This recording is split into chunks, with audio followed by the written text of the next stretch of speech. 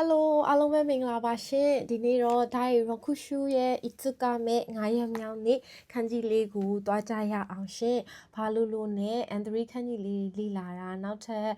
ပြီးဖို့နှစ်ခန်းပဲကြံมาတော့တယ်အဲ့တော့အားလုံးပဲ fighting မှာပထမဆုံးခန်းကြီးလေးကခဆိုတဲ့ခန်းကြီးလေးပါအဲ့တော့ဒီခန်းကြီးလေးကိုမြင်လို့ရှိရင်ပြောင်းလဲခြင်းဆိုပြီးတော့မှတ်ထားလို့ရပါတယ်ဒါပြောင်းလဲတဲ့ခန်းကြီးလေးဖြစ်ပါတယ်เนาะအဲ့တော့ခန်းကြီးလေးကလည်းအရန်လွယ်ပါတယ်ဒါလေးကလူလေးပါဒါလေးကထိုင်နေတဲ့ပုံလေးပါအဲ့တော့မျက်လုံးထဲမှာမြင်အောင်ကြည့်မယ်ဆိုလို့ရှိရင်ဒါလေးကလူလေးမတက်ရက်နေတာเนาะလူလေးကမတက်ရက်နေရနေပြီးဒါလေးကလည်းလူလေးပါပဲဘာဖြစ်လဲဆိုလို့ရှိရင်ထိုင်နေတဲ့ပုံကိုပြောင်းသွားတယ်ဆိုပြီးတော့မှတ်လို့ရပါတယ်เนาะအဲ့တော့မတက်ရက်နေတဲ့ပုံကနေပြီးတော့မှထိုင်နေတဲ့ပုံကိုပြောင်းလဲသွားတာဖြစ်ပါတယ်အဲ့တော့ဒီရဲ့အရှိမဆန်စီတို့ကအားလုံးသိတဲ့ဘွန်းခန်းကြီးလေးကိုထည့်လိုက်မယ်ဆိုရင်အားလုံးသိတဲ့ဘွန်းကเนาะဘွန်းကဆိုရဲဒါရင်ကျေးမှုဆိုတဲ့ခန်းကြီးလေးဖြစ်သွားပါတယ်ဘွန်းမထည့်ခြင်းဘူးဆိုလို့ရှိရင်ဒီရဲ့အနောက်မှာဒီတခါ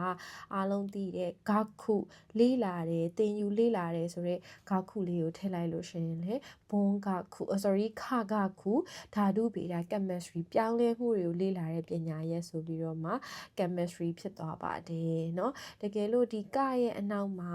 short လေးထည့်မယ်ဆိုလို့ရှိရင်တော့အားလုံး short ခန်းကြီးကတော့မသိလောက်သေးဘူးเนาะမသိလဲရပါတယ်အဲ့တော့ပြောင်းလဲသွားအောင်လုပ်လိုက်တာပေါ့เนาะဆိုတော့ care short ဆိုရင်ကြတော့ makeup ပြင်နေဆိုပြီးတော့ဖြစ်သွားပါတယ်ရှင်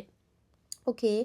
ခန်းကြီးလေးရပြီဆိုရင်နောက်တစ်ခုသွားပါမယ်အဲ့ခုနကတော့ကျတော့လူလေးကထိုင်နေတဲ့နေရာကနေပြီးတော့မှမတက်ရက်လူလေးကမတက်ရက်တဲ့နေရာကနေထိုင်တဲ့နေရာကိုပြောင်းလိုက်တာဖြစ်တယ်အခုကကျတော့ထိုင်နေတဲ့လူလေး2ယောက်ပါเนาะထိုင်နေတဲ့လူလေး2ယောက်ကြတော့ဘာဖြစ်လဲဆိုတော့အနောက်မှာဘယ်ရူထွက်လိုက်လို့ရှိရင်ခူလာဘယ်ရူနှိုင်းရှင်နေဆိုပြီးတော့ဖြစ်သွားပါတယ်เนาะအဲ့တော့လူကဘာဖြစ်လဲဆိုတော့လူ2ယောက်ထိုင်နေပြီဆိုလို့ရှိရင်လူတွေကနှိုင်းရှင်တက်ကြတယ်သူကတော့ပိန်းတယ်သူကတော့ဝတယ်သူကတော့မဲတယ်သူကတော့ရှည်တယ်အစရှိသဖြင့်ထိုင်နေတဲ့လူ2ယောက်ကိုခူလာဘယ်ရူနှိုင်းရှင်မဲဆိုပြီးတော့စံစီရိုမှတ်လို့ရပါတယ်ဟိုက်ဆိုရင်နောက်တစ်လုံးသွားမယ်နောက်တစ်လုံးကကြတော့ခန်းဆိုတဲ့ခန်းကြီးဖြစ်ပါတယ်အဲ့တော့ခန်းဆိုတာကကျတော့ဘယ်မှာသုံးတာလဲဆိုတော့ကုံချမ်းဆိုတဲ့နေရာမှာသုံးတာပါเนาะခန်းဒီယောလေခန်းဒီယောနောက်မှာဒီယောလေးထည့်လိုက်ပြီးသွားတော့သူကခန်းဒီယောဆိုပြီးတော့မှကုံချမ်းအနေနဲ့သုံးတာဖြစ်ပါတယ်เนาะအဲ့တော့ခန်းဒီယောကုံချမ်းခန်းကြီးလေးပါအဲ့တော့သူကအမိုးလေးနဲ့အကာလေးရဲ့အောက်မှာဒါလေးကကြတော့ရှီရိုဤဖြူတာပါဒါလေးကကြတော့ချီးဆိုင်သိငယ်တာပါเนาะကုံချမ်းတွေကိုဘယ်မှာထားမလဲဆိုလို့ရှိရင်အမိုးအကာလေးအောက်မှာကုံချမ်းတွေကိုထားပါမယ်အဲ့တော့ဖြူဖြူစင်စင်တက်တက်ရှင်းရှင်းရှိတဲ့နေရာမှာနည်းနည်းစီကုံချမ်းလေးတွေကိုတင်ထားမှာဖြစ်ပါတယ်ဟိုက်အဲ့ဆိုခန်းလေးရောလည်းရပြီဆိုလို့ရှိရင်နောက်တစ်ခုကကျတော့ခန်းအင်းကိုကြမယ်ခန်းအင်းရဲ့အင်းလေးအဲ့တော့အင်းဆိုတာခန်းအင်းဆိုတာအကြောင်းအရာအကြောင်းအရင်เนาะအရှိကခန်းလေးနဲ့အင်းလေးနဲ့ပေါင်းပြီးတော့ခန်းအင်းအဲ့တော့ तू ကလည်းဒီမှာတစ်ချက်ကောမစ်ဒီလိုမဆွဲဘူးဒီလိုတစ်ချက်နှစ်ချက်3 4 5 6 okay เนาะအဲ့တော့ဒါက okay ကြီးမှာတော့ထားပါတော့လူကြီးပေါ့เนาะအဲ့တော့လူကြီးတစ်ယောက်ကိုဒီမှာ4ဘက်4လံပေါင်ခတ်ထားတယ်ဆိုတာသူတို့မှာခန်းအင်းအကြောင်းအရင်တော့ရှိရလိမ့်မယ်ပုံမှန်လူကြီးတစ်ယောက်ကိုဒါ4ဘက်4လံပေါင်ခတ်ထားလိမ့်မရှိဘူးလေအဲ့တော့လူကြီးတစ်ယောက်ကို4ဘက်4လံပေါင်ခတ်ထားတာအကြောင်းအရင်တော့ရှိရလိမ့်မယ်ရှေ့ကခန်းလေးထည့်လိုက်မယ်ခန်းလေးကကြတော့ဒီလိုလေးရေးမယ်โอเคအဲ့တော့ခန်းလေးနဲ့အင်းလေးနဲ့ပေါင်းပြီးတော့ခန်းအင်းเนาะခန်းအင်းဆိုရင်ကြတော့အကြောင်းအရင်အကြောင်းအရာဖြစ်သွားပါတယ်ပြီးတော့နောက်တစ်ခုကကြတော့စိုင်းလေးเนาะโอเคစိုင်းလေးကကြတော့သူတလုံးနဲ့တော့အဓိပ္ပာယ်မရှိဘူးဒါပေမဲ့မရှိဘူးတော့မဟုတ်ရှိတယ်။ဘာလဲဆိုတော့နိုင်ငံတကာဆိုတဲ့အဓိပ္ပာယ်နဲ့ယူလို့ရတယ်စိုင်းကိုလေနိုင်ငံတကာဆိုပြီးတော့မှယူလို့ရတယ်เนาะ။ဘာကြောင့်လဲဆိုတော့ဒီမှာတစ်ချက်ကြည့်လိုက်မယ်ဆိုလို့ရှိရင်သူမှာခုเนาะခုနီနဲ့ပေါင်းလိုက်တယ်ခုနီတိုင်းပြည်နဲ့ပေါင်းလိုက်လို့ရှိရင်ခုစိုင်းဆိုတာကနိုင်ငံတကာပြီးတော့ရှင်ခိုးလေးနဲ့ပေါင်းလိုက်ရင်ခိုး ဆိုင်ဆိုတာကပူပေါင်းဆောင်ရွက်ခြင်းเนาะအဲ့တော့ခိုခုဆိုင်ဆိုလို့ရှိရင်ခိုခုဆိုင်နိုင်ငံတကာခိုဆိုင်ပူပေါင်းဆောင်ရွက်ခြင်းအဲ့တော့ဆိုင်ပေါ့เนาะနိုင်ငံတကာပူပေါင်းဆောင်ရွက်တာဆိုတော့ဆိုင်ကိုမသိခင်ဒီခန်းကြီးလေးကိုအရင်ပြောပြမယ်ဒါကနောက်တစ်ခန်းရောက်လို့ရှိရင်သင်ရလိမ့်မယ်ပေါ့เนาะအဲ့တော့ဒီဟာခန်းကြီးလေးကပါလေးလဲဆိုရင်ဒါလေးကမာဆူရီဆိုတဲ့ခန်းကြီးလေးဖြစ်ပါတယ်เนาะမာဆူရီဆိုတဲ့ပွဲတော်ဆိုတဲ့ခန်းကြီးလေးဟာဒီလိုရေးပါတယ်เนาะမာဆူရီခန်းကြီးလေးပွဲတော်မှာလူတွေအများကြီးလာကြတယ်တာလေးထည့်လိုက်တယ်ပွဲတော်ကနှစ်တိုင်းအမြဲတမ်းလှုပ်တယ်ပွဲတော်မှာဆိုလို့ရှိရင်ဒါကကျတော့ရှီကြီးလူလေညွန်ကြားတာလေပွဲတော်မှာဆိုလို့ရှိရင်ဘာလုပ်ပေးပါဘာမလုပ်ပါနဲ့ဆိုတော့ညွန်ကြားတဲ့ဟာလေးတွေလည်းအမြဲတမ်း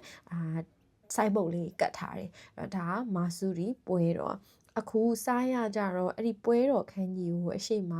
ဘီတာလေးထည့်လိုက်တာအဲ့ဒါဆိုလို့ရှိရင်စိုင်းဆိုပြီးတော့ဖြစ်သွားတယ်เนาะအဲ့တော့ပွဲတော်ပဲဘလို့ပွဲတော်လဲဆိုလို့ရှိရင်သူကဘီတာအမြင့်ကိုစားပြုတယ်မလားအဲ့တော့အထက်အမြင့်နေမှာလှုပ်တဲ့ပွဲတော်เนาะအထက်မြင့်နေမှာလှုပ်တဲ့ပွဲတော်ဆိုတော့ဘာလဲဆိုတော့ခိုခုဆိုင်နိုင်ငံတကာပူးပေါင်းဆောင်ရွက်တဲ့ပွဲတော်တွေမြေပြင်ပေါ်မှာမလှုပ်ဖ ೇನೆ တိုက်ရဲလုံးဝအထက်မြင့်နေမှာစမတ်ကြအဆင့်မြင့်တဲ့ဟိုတယ်အမြင့်ကြီးတွေမှာလှုပ်တာပေါ့เนาะအဲ့ဒါကြတော့အထက်မြင့်ကြီးတွေမှာလှုပ်တယ်ဗာလဲဆိုတော့ပွဲတော်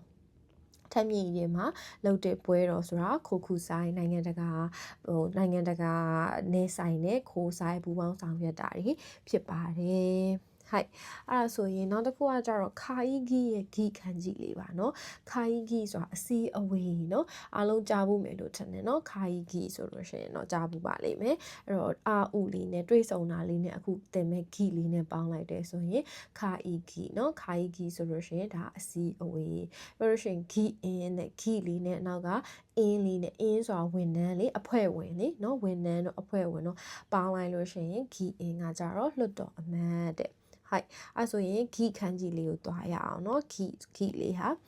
ခိုင်ဂီနဲ့ပဲမှတ်ပဲအစီအဝေးပေါ့เนาะအစီအဝေးအစီအဝေးမှာဘာလုပ်ကြလဲအားလုံးအစီအဝေးမှာဘာလုပ်လဲမျက်နှာထိုင်ကြည့်ရလားမဟုတ်ဘူးစကားပြောတာဟုတ်တယ်မလားအီအူအစီအဝေးမှာစကားပြောကြမယ်အစီအဝေးဆိုတာတစ်ယောက်တည်းလုပ်လို့ရလားမရဘူးအနည်းဆုံး2ယောက်တော့လုပ်ရမယ်နော်နှစ်ချက်ဆွဲလိုက်တယ်အစီအဝေးဆိုတာ2ယောက်တော့လုပ်ကြမယ်ပြောလို့ရှိရင်1 2 3 4၄ချက်ဆိုတော့4နာရီလောက်ကြာတတ်တယ်တခါတလေကြာရင်เนาะတချို့အစည်းအဝေးတွေက4နာရီလောက်ကြာတတ်တယ်ပြီးသွားရင်အစည်းအဝေးမှာဘာတွေလဲပါတတ်လဲဆိုလို့ရှိရင်လက်ဟန်ချီဟန်တွေလဲပါတတ်တယ်ဒါကလက်ဆိုဒီလိုလေးတစ်ခုပါထပ်ထည့်တယ်ဒါကလက်လေးနော်လက်လေးဆိုတော့လေလက်ဟန်ချီဟန်တွေပါတခါလေးကြလို့ရှိရင်ပါတတ်တယ်နော်ပါတတ်တယ်ဘလို့အခါမျိုးမှာလဲဆိုလို့ရှိရင်ဒါအမားလေးချက်လိုက်တယ်ညှိနှိုင်းလို့မရတဲ့ကိစ္စတွေလည်းအစည်းအဝေးမှာညှိနှိုင်းလို့မရတဲ့ကိစ္စတွေအတွက်အစည်းအဝေးခေါ်ပြီးတော့မှလက်ဟန်ချီဟန်တွေပါပြီးတော့မှစကားတွေ3နာရီလောက်ကြာအောင်လို့2ယောက်သားစကားတွေပြောပြီးတော့မှအစည်းအဝေးလုပ်နေတာဖြစ်ပါတယ်โอเคเนาะဒါဆိုခန်းကြီးလေးကမှတ်ရလွယ်သွားပြီเนาะပြန်ပြောမယ်เนาะခါကြီးကြီးကအစီအဝေးဆိုတာကညနာထိုင်ကြည့်ရဲ့နေရာမဟုတ်ဘူးဘာလို့တဲ့နေရာလဲဆိုတော့စကားပြောတဲ့နေရာအနည်းဆုံး2ယောက်ရှိမှစလို့ရမယ်တစ်ခါစရင်3-4နာရီလောက်ကြာတတ်တယ်အစည်းအဝေးမှာဆိုရင်လက်ဟန်ချီဟန်တွေလည်းပါတယ်ညှိနှိုင်းလို့မရတဲ့ဟာတွေကိုလည်းအစည်းအဝေးမှာပြောကြတယ်အဲ့တော့အဲ့သူ့ရဲ့အရှိမစစီတို့ကအာဥလေးထည့်လိုက်တယ်ဆိုလို့ရှိရင်အဲ့ဒါကခိုင်ကြီးဖြစ်သွားတယ်โอเคเนาะခိုင်ကြီးဖြစ်သွားပါတယ်နောက်မှတကယ်လို့အင်းလေးထည့်လိုက်တယ်ဆိုရင်ခီအင်းလွတ်တော်အမတ်ဆိုပြီးတော့ဖြစ်သွားပါတယ်ဟိုက်အဲ့ဆိုရင်နောက်တစ်လုံးထပ်သွားပါမယ်နောက်တစ်လုံးလေးကပါလေဆိုစေးခတ်စ်ရဲ့ခတ်စ်ခန်းကြီးလေးအဲ့စေးခတ်စ်ဆိုတာနေထိုင်မှုဘဝဆိုတဲ့ခန်းကြီးလေးဖြစ်ပါတယ်เนาะစေးခတ်စ်နေထိုင်မှုဘဝရဲ့ခတ်စ်လေးအဲ့တော့စေးခတ်စ်မှာဆိုလို့ရှိရင်သူကနေထိုင်မှုဘဝပေါ့နော်အဲ့တော့ဆန်းစစ်ရဲ့နေထိုင်မှုဘဝပေါ့ဆန်းစစ်ရဲ့နေထိုင်မှုဘဝကဘယ်လိုဖြစ်လဲဆိုရင်နေတိုင်းရေတွေအများကြီးတောက်တယ်ဒီမှာဘေးမှာရေဘူးရှိတယ်နေတိုင်းရေတွေအများကြီးတောက်ကြတယ်ပြောရလို့ရှိရင်ဒါကကြတော့စမ်း1000လောက်ဒါကခုချီပါဇက်ကနေပြီးတော့အခွန်1000လောက်စကားတွေပြောရတယ်အခုမိညာဆန်ကိုစာတွေသင်ပေးနေတယ်ဆိုလို့ရှိရင်ဒီစကားတွေပြောပြီးတော့သင်ပေးရတယ်လေအဲ့တော့ဆန်းစီရဲ့လူနေမှုနေထိုင်မှုဘဝဒီနေ့ရေတွေအများကြီးတောက်ပြီးတော့ထောင်နဲ့ချီစကားတွေပြောရတာဆန်းစီရဲ့စေခတ်စုနေထိုင်မှုဘဝဖြစ်တယ် โอเคเนาะအဲ့တော့အရှိမစေးလေးထည့်လိုက်မယ်ဒါလေးထည့်လိုက်မယ်အဲ့ဒါဆိုရင်သူစေး cuts လို့ခေါ်တယ်နေထိုင်မှုပေါ့ကွာတကယ်လို့အနောက်မှာဟာတာရာခုလေးထည့်လိုက်မယ်ဆိုလို့ရှိရင်တော့ katsudo လှုပ်ရှားမှုဆိုပြီးတော့မှဖြစ်သွားတယ်အဲ့ဆိုရင်နောက်ဆုံးတစ်လုံး